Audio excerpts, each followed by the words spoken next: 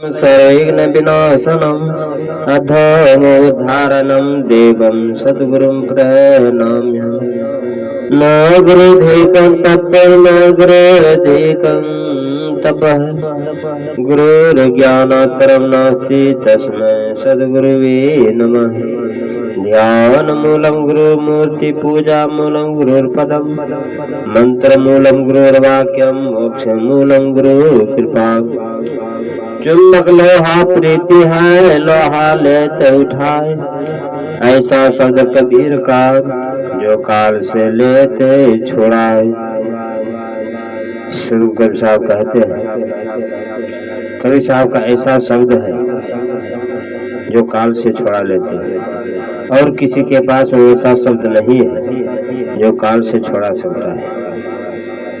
थोड़ा देर के लिए संसार के जितने भी जादू टोने जानने वाले हैं वे भी मांसाहारी हैं, और इधर जिसको कुछ संकट है, कोई उलझन है, दुख है, वो भी मांसाहारी।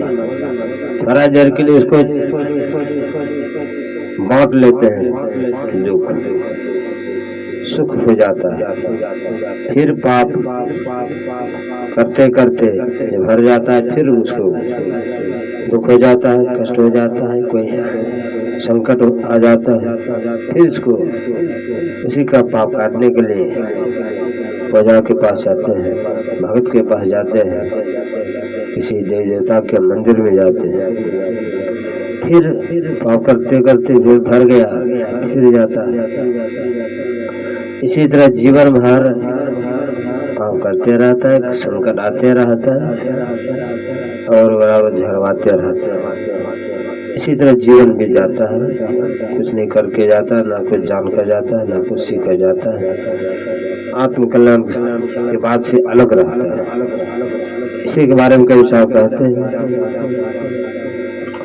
कि मानव तुम संतों के संग में जाओ, सत्संग में जाओ, आत्मज्ञान सीखो, गुरु से दीक्षा लेकर के भक्ति भजन करो। इससे क्या होगा? काल से तुम बचेगा। हमारा भक्ति करोगे तो काल से बचेगा। कई साहब कहते हैं धर्मदास को, हम तुमको आदेश दिए हैं दुनिया में चेतावनी ज्ञान सबके चेताने के लिए, अगर तुम्हारा बात जो मानव नहीं रखेगा, जम के द्वारा में दरवाजे उसको ले जाना है। जो कहा नहीं माने तुम्हारा, ले जा उसको जम के द्वारा। कभी साहब कहें धर्मदास को, जो तुम्हारा कहा हुआ बात नहीं मानेगा तो जीव को लेकर जमराज अपना द्वार पर चला जाएगा। इसलिए कहते हैं कभी साहब, ये संसार के मानवों, तो नकली भ्रम वो छोड़ करके और झूठा भक्ति छोड़ करके सच्चे भक्ति में लग जाओ, गुरु भक्ति में लग जाओ। इससे क्या होगा? सच्चा सुख मिलेगा। सच्चा सुख क्या है? जन्म मरण के चक्कर से छुटकारा पा जाना, ये सच्चा भक्ति है। और दुनिया के लोग जो अभी जिंदा है, जो दाल भात सब्जी तरह तरह के छलदार भोजन, मसालेदार चटपटेदार खाते पीते हैं, मांस मछली, अच्छे अच्छे मकान में रहते हैं, सुंदर कपड़े पहनते हैं, ये क्या है? ये संसारी सुख है। या इस सुख के बारे में कभी साहब कहते हैं सब झूठा सुख।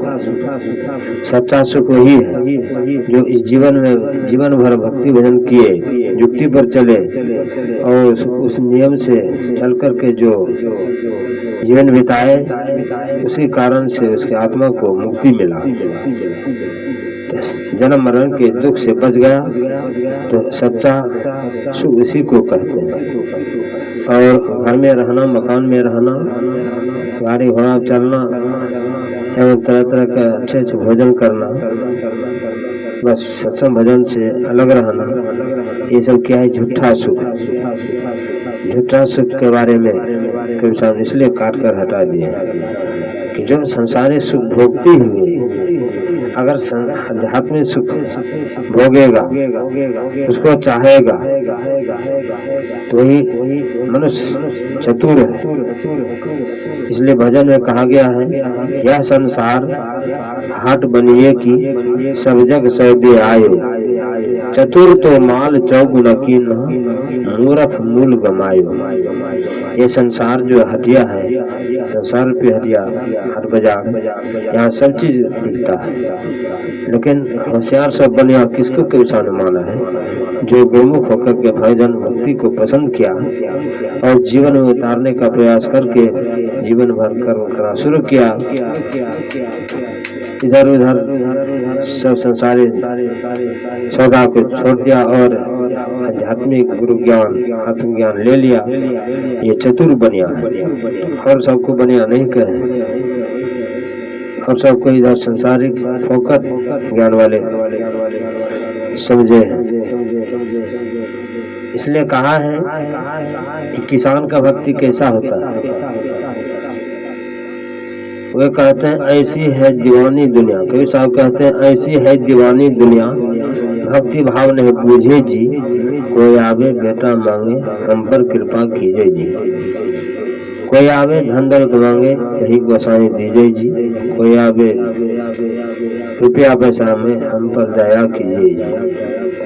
कहत कभी सुनवाए साधु अंधों का क्या कीजिए जी। कभी साहब कहते हैं जो भक्ति करता है कि हमारा पता हो, बेटा हो, जमीन हो, मकान हो, नौकरी हो, इसके बारे में कभी साहब कहते हैं ये सब अंधा है, ये सब भक्ति नहीं करता है, ये सब भक्ति करता है तो लोग के कारण से।